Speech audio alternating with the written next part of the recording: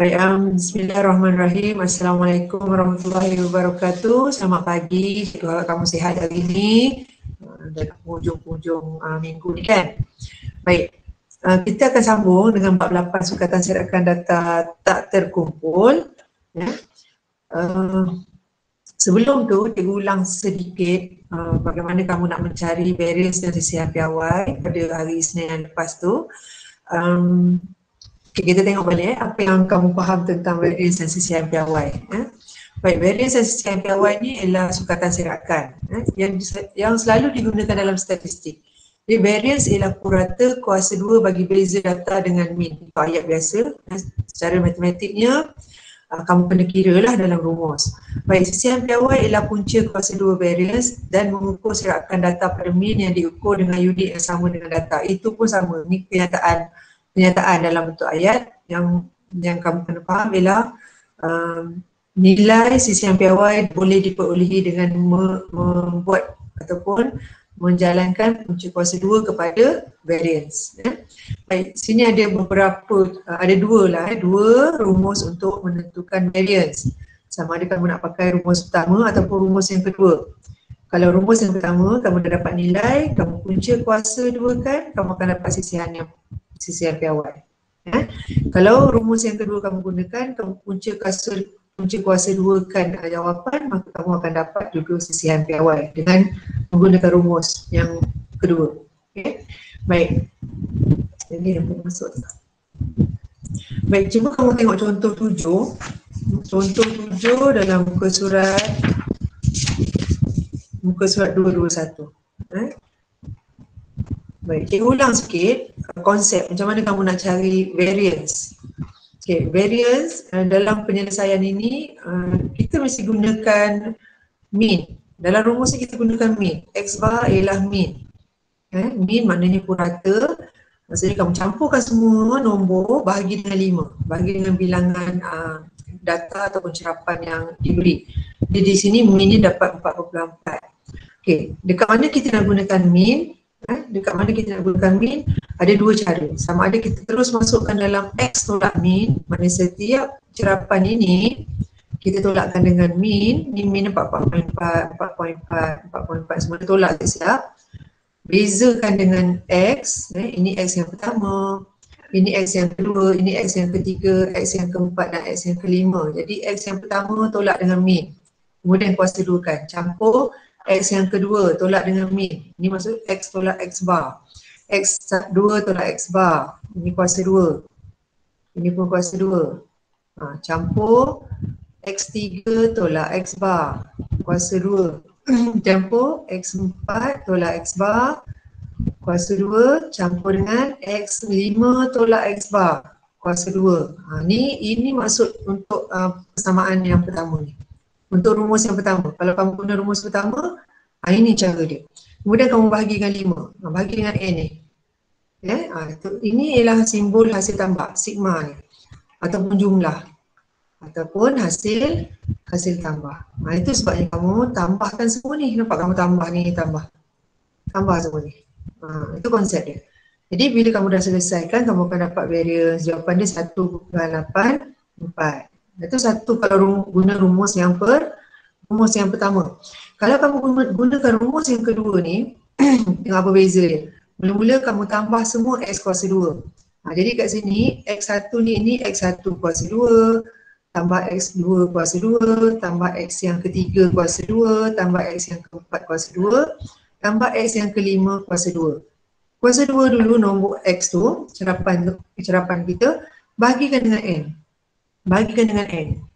Kemudian barulah kamu tolak dengan X bar kuasa 2. Nampak ujung ni baru letak X bar kuasa 2. Maksudnya langkah pertama tadi kena cari juga mean. Mean ni kena tentukan dulu. Kemudian baru boleh guna rumus variance sama ada nombor 1 ataupun nombor 2. Jadi bila kamu dah selesaikan ni, kamu dapat juga jawapan yang sama 1.84. Itu step ataupun cara untuk kamu cari variance. Baik. Cikgu ulang satu lagi contoh. Ni pun kita dah buat juga hari Senin lepas. Tentukan sisihan piawai. Baik, tadi cikgu kata kalau nak cari sisihan piawai, kena cari variance dulu. Bila dapat variance, kamu punca kuasa 2 kan jawapan variance ni, kamu akan dapat sisi yang piawai. Maknanya langkah yang pertama mesti kena cari mean. Macam mana cari mean? Campurkan semua data, campurkan semua cerapan, bahagi dengan 2, 4, 6, 8, 10, bahagi dengan N dia, ada 10 data ataupun 10 cerapan. Jadi kamu akan dapat X bar. X bar ni kita nak guna dalam variance. Okay, sama ada kamu nak gunakan rumus yang pertama atau rumus yang kedua tadi untuk cari variance. Ini digunakan rumus yang kedua, iaitu dikuasa 2 kan X ni X1, X2 sampai X yang ke-10 sampai X yang ke-10. Jadi dikuasa 2 kan setiap X tu, kuasa X kuasa 1 kuasa 2, X kuasa X1 kuasa 2 campur X2 kuasa 2 sampai ke X yang ke-10 dia kuasa 2 kan. Ni X1 ni kuasa 2, campur semua. Okay, lepas tu bahagi dengan N, bagi dengan N besar, apa tadi rumus dia? Hasil tambah X kuasa 2 bagi dengan N, lepas tu tolak dengan X bar kuasa 2. Tolak ni X bar kuasa 2. Ni X bar. X bar kamu kena cari dulu. Dapatlah variance, dapat variance. Ni dapat ni. Ini rumus variance yang kedua diguna. Okey, nak cari sisi yang piawai, ambil jawapan 21.56 ni, punca kuasa 2 kan. Terus dapat jawapan sisihan piawai. Sebenarnya ini adalah dua sukatan serakan. Selain daripada ada berapa? Ada 4 Ada 4. Iaitu apa? Apa sukatan serakan yang 4 tu? Yang cikgu tunjuk ni baru 2. Apa 2 lagi kelas? Ingat balik?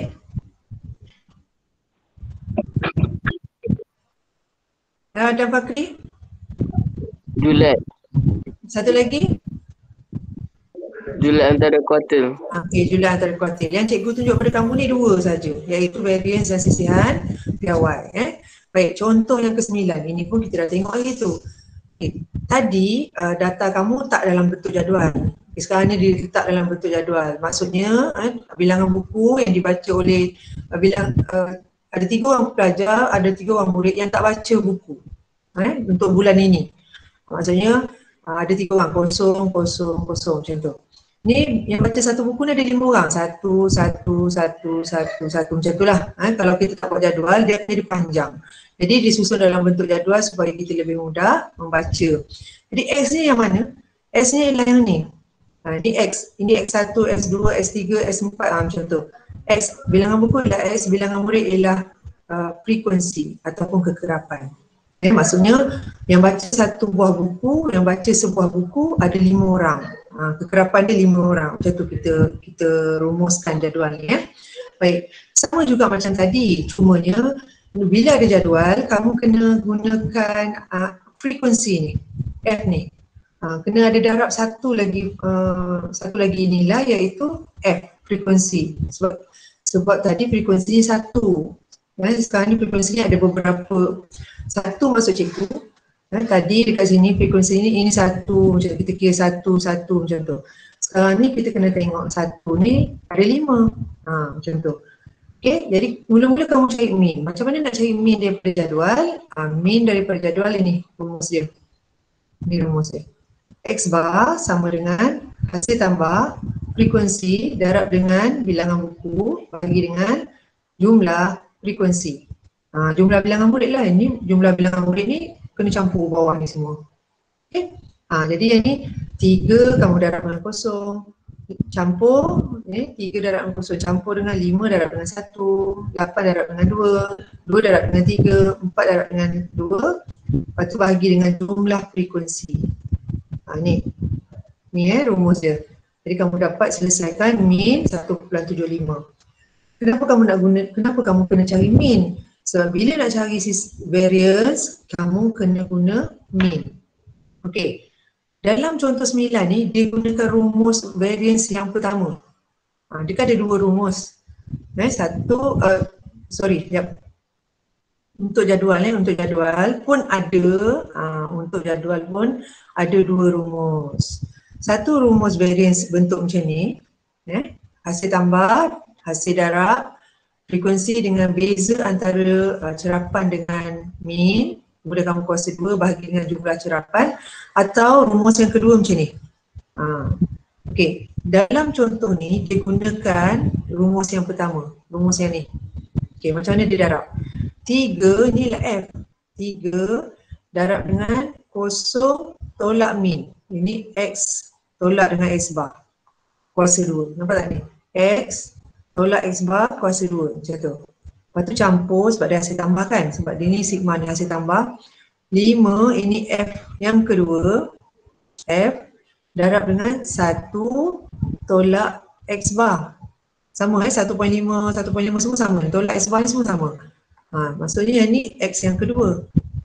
Ini X yang ketiga, F darab dengan X yang ketiga tolak X bar kuasa 2.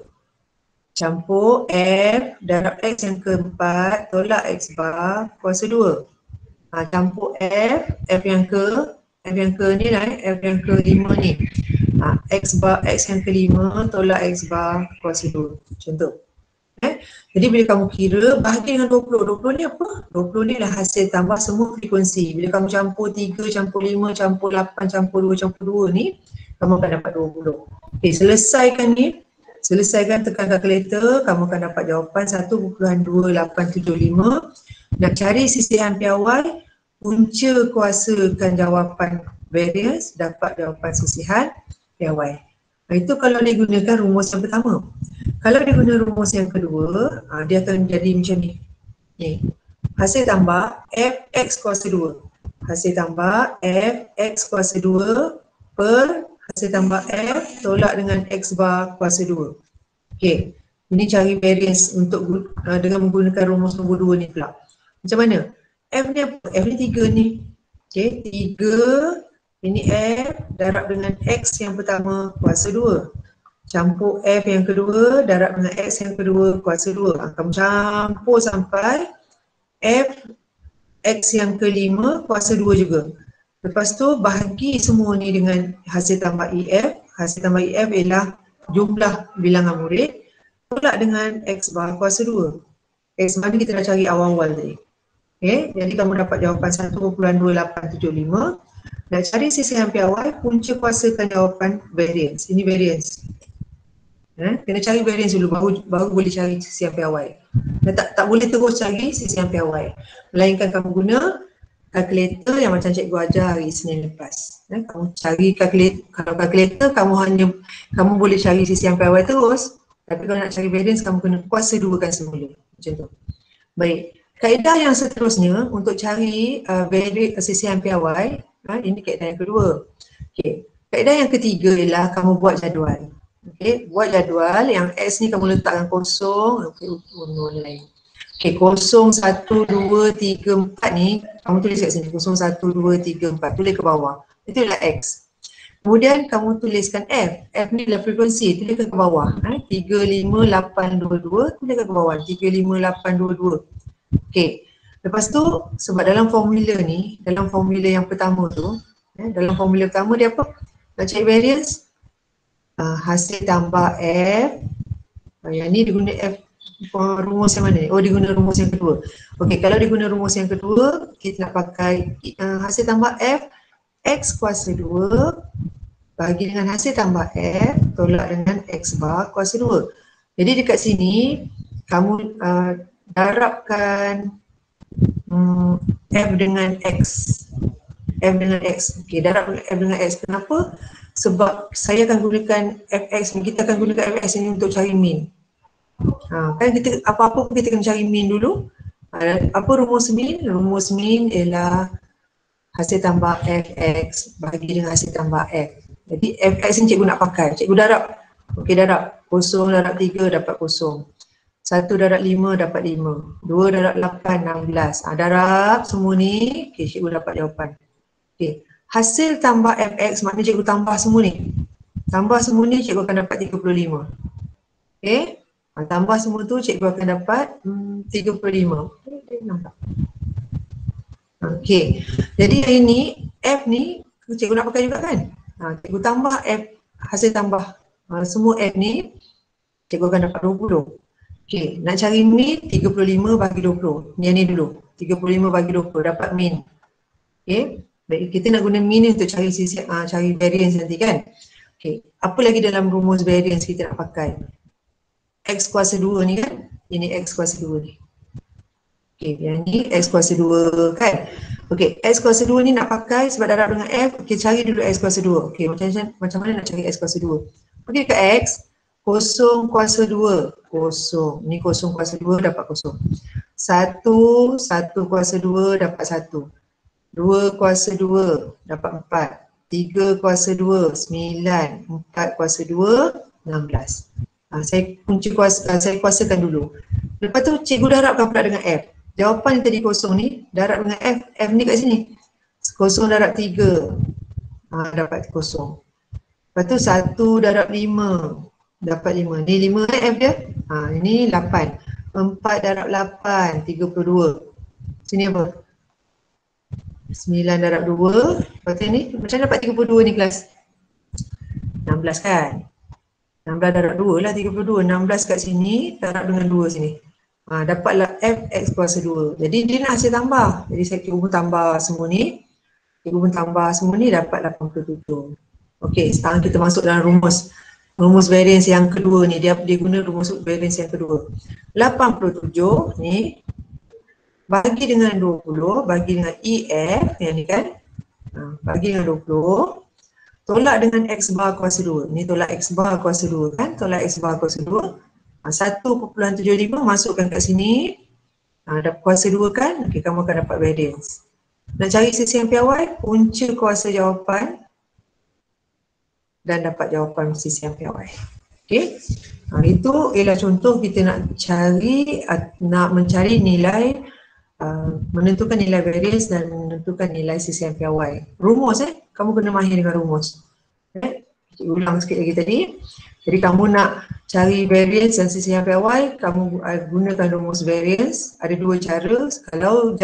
Kalau tidak diberi jadual, kamu kena guna rumus ni, dua rumus kat sini.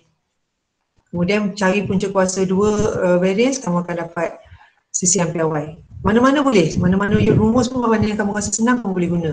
Okay, ini kalau tak ada jadual. Kalau ada jadual, kamu boleh guna dua rumus ni untuk cari variance. Kemudian punca kuasa 2 kan jawapan variance, dapat sisihan piawai. Ditunjukkan dalam contoh 9 tu. Beberapa kaedah kamu boleh guna untuk mencari variance dan sisihan piawai. Okay? Baik. Jadi kan kamu dah tahu ada 4 kan? Ada 4. Julat antara kuartil, variance dengan sisihan piawai. Lepas tu nak pakai mana? Nak pakai mana satu yang lebih sesuai? Apa kelebihan dan apa kekurangan 4 sukatan serakan ini? Okey, kita tengok. Baik, sukatan serakan mengukur taburan sesuatu set data. Julat ialah sukatan serakan yang paling mudah dihitung. Julat ni paling mudah dihitung sebab dia tak perlukan formula yang kompleks macam variance dan sisihan piawai. Okey, namun julat tidak dapat memberikan satu gambaran yang baik bagaimana data ni ditaburkan. Okey, sekiranya berlaku pencilan atau nilai ekstrim, julat antara kuartil adalah sukatan serakan yang lebih sesuai. Okey, cikgu nak kamu highlight perkara ni. Ada warna lain, kuning. Okey, tengok walaupun julat tu mudah, senang nak kira nilai tertinggi atau nilai terbesar tolak nilai terendah, memang senang nak kira. Tetapi kalau ada data pencilan atau data ekstrim, julat yang lebih sesuai, sukatan yang lebih sesuai kita gunakan ialah julat antara kuartil. Yang lebih sesuai kita gunakan. Apa dia data pencilan atau data ekstrim ni?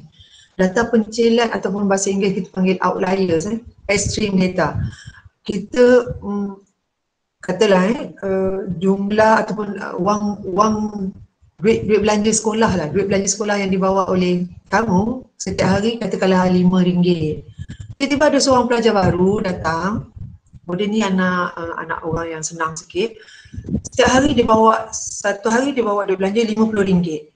Jadi berbanding dengan kawan kamu seramai, katalah kamu 28 orang, seorang pelajar itu yang data dia agak ekstrim lah sebab semua orang bawa lebih kurang RM5, RM6, tiba-tiba dia bawa duit belanja RM50. Itu kita namakan dia data ekstrim. Ataupun dia terpencil lah, kes tu terpencil sikit. Dia ni lain sikit macam tu. Okay. Jadi itu maksud pencilan ataupun nilai ekstrim. Jadi bila ada satu nilai ekstrim, ukuran yang lebih sesuai kita guna ialah julat antara kuartil. Julat tak sesuai. Julat tak sesuai sebab sekarang nilai terbesar dia 50, nilai terendah dia 5. Jadi jurang ataupun beza ataupun serakan tu jauh lebih besar. Jadi tak sesuai kita gunakan julat. Kita lebih sesuai guna julat antara kuartil. Baik, macam mana dengan sisihan piawai ni? Sisihan piawai pula, okey, tujuan dia adalah untuk banding dua set data. Kalau sisihan piawai tu satu set data je, kita tak boleh buat perbandingan sangat sebenarnya. Okay, jadi katakanlah kita nak tengok sisihan, kita nak tengok serakan taburan duit belanja sekolah kelas 4 Arazi dengan duit belanja sekolah kelas Al-Biluni. Contoh yang biasa kita guna sebab kita biasa sebelum ni pergi sekolah bawa duit belanja kan. Okay. Jadi cikgu bila sisihan piawai dia lebih berguna kalau kita nak banding antara dua set data. Satu set data 4 Arazi, satu set data 4 Al-Biluni, macam tu.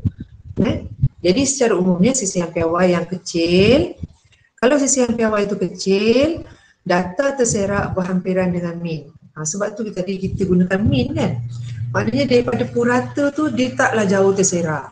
Maknanya hampir semua pelajar 4 Arazi bawa duit belanja sekolah RM5.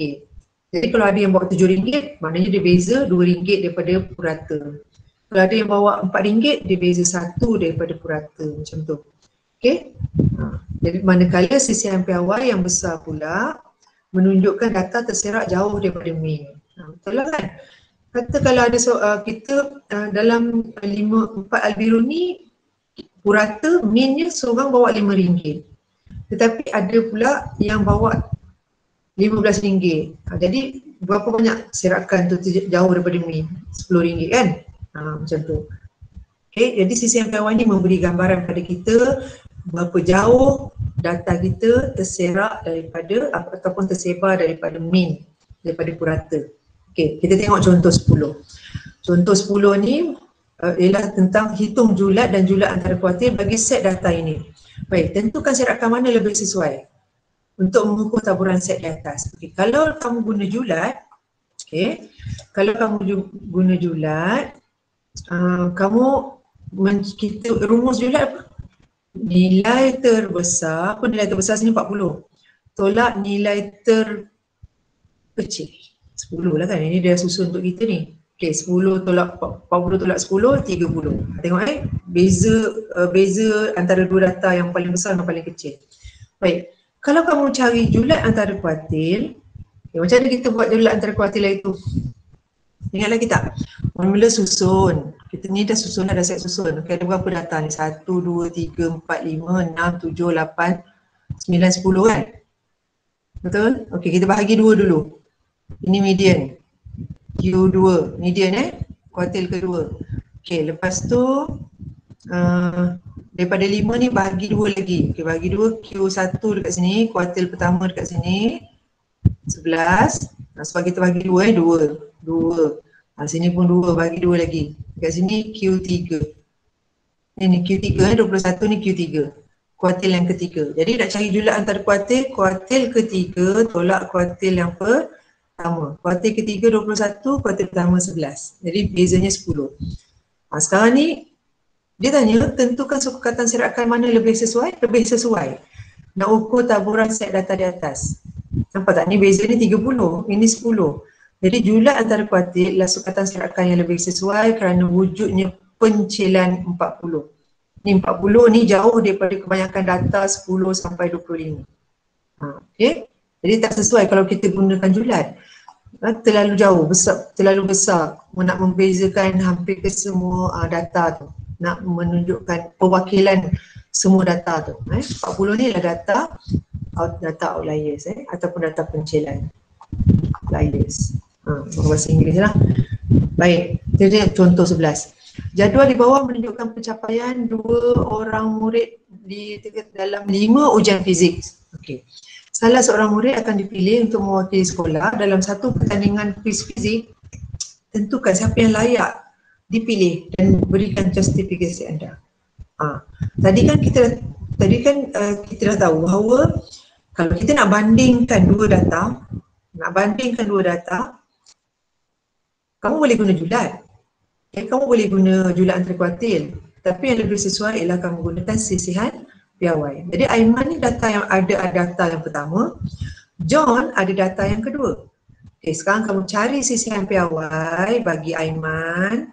Kemudian kamu cari sisihan piawai bagi John. Lepas tu bandingkan sisihan piawai yang mana lebih kecil. Sisihan piawai mana yang lebih kecil, murid itulah yang lebih layak dipilih mewakili sekolah. Okey, apa rumus tadi nak cari sisihan piawai? Kena cari mean. Ya, cari mean. Mean untuk Aiman, kita cerita untuk Aiman dulu. Mean untuk Aiman kita campur semua markah ujian Aiman bahagi dengan 5 kali ujian dapat 69.8. Mean Aiman. Okay, nak cari sisihan piawai, sebelum tu kita cari apa? Variance kan? Okey, kalau kamu cari variance, gunakan rumus hasil tambah X kuasa 2 bahagi dengan N tolak dengan X bar kuasa 2. Okey, kamu pun carilah X kuasa 2 ni, 40 kuasa 2, 72 kuasa 2, 90 kuasa 2, 85 kuasa 2, 64 kuasa 2, campurkan semua ni macam ni, bahagikan dengan 5 ujian, tolakkan dengan X bar kita 69.8. Okey, kalau nak cari sisihan piawai terus kamu kena punca kuasa lah, punca kuasa jawapan ni. Punca kuasa kan hasil tambah X kuasa 2 bahagi dengan N tolak dengan X bar kuasa 2. Jadi dapatlah jawapan sisihan piawai untuk Aiman. Dan kamu boleh gunakan juga kalkulator untuk semak jawapan kamu. Kita kira untuk John pula. Purata markah John kita campur ni 80 campur 65 campur 73 campur 58 campur 73 bahagi dengan 5 kali ujian fizik tu. Okay, purata dia pun sama, mean pun sama. Kalau nak kita tengok purata, maknanya Aiman dengan John ni dua-dua pun boleh wakil sekolah. Tapi kalau kita nak tengok sisihan piawai, okay, masuk dalam rumus yang sama ni tadi. Okay, masuk dalam rumus yang sama untuk cari variance tadi. Okay, lepas tu punca kuasakan terus ni. Okay, dapatlah ni 80 kuasa 2, 65 kuasa 2, 73 kuasa 2, ni semua kuasa 2 kan. Campurkan dia, bahagi dengan 5 kali ujian, tolak dengan X bar untuk John. Kuasa 2 kan X bar jangan lupa. Lepas tu punca kuasa 2 kan semua jawapan, dapat 7.574. Okay, dekat sini sisihan piawai siapa yang lebih kecil? Aiman ke John? John kan? John punya sisihan piawai lagi kecil. Itu menunjukkan John lebih layak dipilih untuk menyertai kuis fizik kerana sisihan piawai markah John lebih rendah. Pencapaian John ni lebih konsisten. Okay, dekat mana lagi kita boleh gunakan contoh ni? Contoh apa lagi kita boleh guna? Okay, cikgu bagi satu contoh. Macam pelari lah kan, atlet. Aiman ni katalah atlet. Aiman ni atlet nombor 1, John ni atlet nombor 2. Okay, Aiman dua-dua ni berlari untuk acara, kalau 40 ni apa? 40 minit. Acara apa ni? Lari 1000 meter. 1500, 40 minit lamanya. Okay, kita apalah, katalah Aiman ni lari dalam acara 1500 meter. John ni pun sama. Okay, sekarang ni siapa yang lebih layak nak wakil sekolah untuk acara larian 1005? Jadi bila kita tengok masa, contohlah ini semua masa katakanlah ini semua masa dalam minit. Kamu pun kira lah, kalau mean mungkin semua orang sama dua-dua pun sama, Aiman dengan John. Tapi kalau kamu tengok sisihan piawai, mana yang lebih dekat? Maknanya Aiman ni lari sekejap laju, sekejap lambat, sekejap laju, sekejap lambat macam tu. Tapi John ni dia maintain, dia punya sisihan tu tak jauh. Itu maksud dia. Itu antara contoh lain kalau kita nak tengok konsistensi melalui sisihan piawai. Maknanya dia lebih rendah sisihan piawai, maknanya dia lebih, data kita lebih konsisten. Macam tu. Okay? Baik. Sebelum ni kita belajar dua bentuk perwakilan sukatan sirakan. Perwakilan graf atau perwakilan perwakilan taburan. Iaitu apa? Tajuk ni. Kita ada lukis dua gambar. Gambar apa? Bukan lukis lah. Memplot. Apa dia? Ingat lagi? Plot apa yang kita lukis untuk menggambarkan sukatan serakan? Dalam tajuk awal-awal kita belajar gitu. Plot batang dan daun. Okey, betul Muaz. Plot batang dan daun. Satu lagi? Plot titik. Plot titik. Okey, jadi hari ni kita nak tengok satu lagi plot, iaitu plot kotak. Jadi macam mana kita nak membina dan mentafsir plot kotak. Okey. Selain plot batang daun dan plot titik, dua benda tadi yang Muaz, dua plot tadi yang Muaz sebut, okey. Plot kotak juga merupakan satu kaedah yang berguna untuk menunjukkan satu data. Okey, apa tu plot kotak? Plot kotak adalah satu cara nak pamerkan taburan. Sama macam begitu juga. Bagi satu set data berdasarkan 5 nilai. Ada 5 nilai yang kita boleh baca daripada plot kotak. Yang pertama ialah nilai minimum, kuartil pertama, median, kuartil ketiga dan nilai maksimum. Kalau plot kotak dia boleh baca 5 perkara. 5 nilai. Baik, plot kotak dapat menunjukkan sama ada satu set adalah simetri kepada median. Simetri pada median maknanya adakah dia betul-betul membahagi sama di median ataupun tidak. Okay, plot kotak selalunya digunakan untuk membuat analisis dengan bilangan data yang banyak. Okay. Ada beberapa contoh dekat bawah ni. Plot kotak yang pertama, maksudnya median betul-betul tengah, kuartil pertama, kuartil ketiga betul-betul membahagi di sebelah kiri dan sebelah kanan sama-sama banyak. Okay, yang kedua, bentuk kedua, mediannya ke arah kuartil pertama.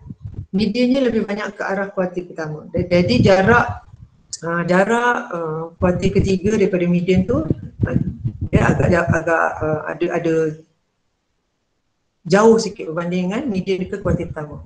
Okey, baik, bentuk yang ketiga, mediannya merapat kepada kuartil ketiga, nilai median tu, dan kuartil pertamanya jauh daripada nilai median. Ini 3 bentuk plot kotak. Okay. Macam mana kamu nak membina plot kotak ni? Mula-mula kamu mesti bina garis nombor. Okay.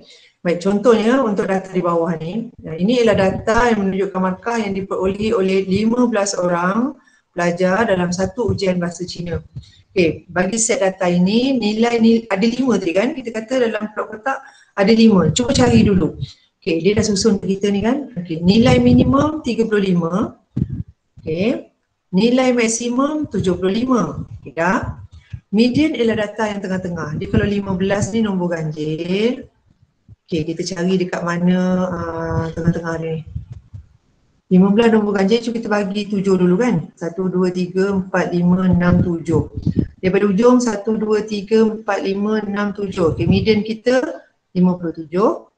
Okay, kuartil pertama, ini median Okay, kuartil pertama kita 1, 2, 3, 1, 2, 3. Kuartil pertama kita kat sini, Q1. Okay, maksudnya kita bahagi 3, bahagi 3, ini ialah Q3 kita, kuartil ketiga kita. Okay, kuartil atas 68, kuartil bawah 45. Okay, kuartil pertama 45, kuartil ketiga 68. Okay, 5 data ni kamu plot kotak. Mula-mula buat dulu garis nombor, lukis dulu garis nombor bawah ni, pilih skala sesuai. Skala ni dibagi buat 5, 5, 5, 5, semua sama Jangan sini 5, sini 10, 5, 10, 10, 5, tak boleh macam tu. Buat skala seragam. Okay, skala seragam dia buat 5, 5, 5 sebab dia mula dengan 35, akhir dengan 75. Okay, lepas tu kamu letak titik, nilai minimum 35, kuartil pertama 45, kuartil median ialah 57. Okay, kalau ini 10 kotak ni, 10 kotak, 2, 4. Okay, 10 kotak maknanya 2 kotak 1 57 kat sini. 57 kat situ. Buat titik, nama pun plot kotak kan. Okay, ni 65, 68 kat mana? 66, 67, 68, 6 kotak. Okay. Buat titik, 75 ni pun buat titik. Okay, lepas tu kamu buat kotak. Senang je sebenarnya buat kotak ni. buat kotak antara kuartil 1 sampai, kita guna pembaris, sampai kuartil 3 ni. Dan letak Q ni. Letak M ni. M dekat tengah-tengah. Jadi kamu buat kotak. Jadi ini sambung je. Minimum, maksimum. Macam tu. Okay, kelihatannya ini ialah bentuk plot kotak bentuk pertama tadi kan. Dia macam agak tengah lah, agak tengah. Walaupun dia panjang sikit. Okay, nampaknya macam sama. Hampir sama. Itu cara kita plot kotak. Okay. Cuba tengok contoh 12. Diberi 2 plot kotak. Bagi setiap plot kotak, nyatakan median, kuartil pertama, kuartil ketiga, disuruh cari julat antara kuartil, nilai minimum, nilai maksimum dan julat. Okey, tengok plot kotak yang pertama dulu. Kita tengok yang ini ialah minimum. Ini ialah nilai maksimum.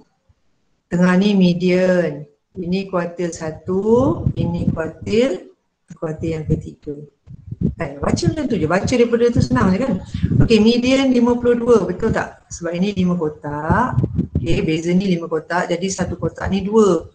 2, 4, 6, 8, 10. Okey, satu kotak kecil dah 2. Jadi median dia 52. Baca kat sini. Sini, 52. Okey. Kuartil pertama 35. Oh, betul lah 35 sebab ni 2, 4, 34, tengah-tengah ni 35. Okey. Kuartil ketiga 64, betul-betul dekat sini. Okey, 64. Julat antara kuartil 29, mana? Julat antara kuartil. Macam mana kamu nak cari julat antara kuartil? Apa rumus dia? Q3 tolak dengan Q1. Q3 berapa? Q3 64, Q1 35. Baru dapat 29. Dia tak boleh baca daripada plot kotak. Julat antara kuartil ni kamu kena kira dengan rumus julat antara kuartil. Okey, nilai minimum 18. Nilai maksimum 80. Julat? Julat pun tak boleh baca terus daripada sini. Julat kita kena kira. Julat ialah nilai terbesar tolak nilai terkecil. Nilai terbesar ni 80 tolak dengan 20, jawapan 6 tolak 20 pula. Ni berapa ni minimum ni? 18 salah ni 18. Bukan 20. Okey, 18 dan jawapan ni 62. Yang boleh baca daripada plot kotak 5 je. Yang lain tu kamu kena kira. Ni julat kena kira nilai terbesar tolak nilai terkecil. Kita cuba tengok plot kotak yang kedua pula. Median. Jadi berapa ni? 5 kotak, beza 5. Maknanya ni 1 kosong ke 5, 5 kotak. Yang maknanya ni 1, sini 2, 1 kotak tu 1. Okey, nilai median. Median tengah-tengah, 11. Ini median, ini minimum, ini maksimum. Sini kuartil 1, sini kuartil 3. Okey. Nilai median 11. Kuartil pertama 5, cari kuartil ketiga 21, maksimum pula, maksimum 35, minimum kosong. Okay, julat antara kuartil ialah kuartil 3 tolak kuartil 1. Kuartil 3, 21, kuartil 1, 5. Jadi jawapan dia 16. Ini. Okay, nak cari julat, maksimum tolak minimum. 35 tolak kosong. Jawapan dia 35. Okay.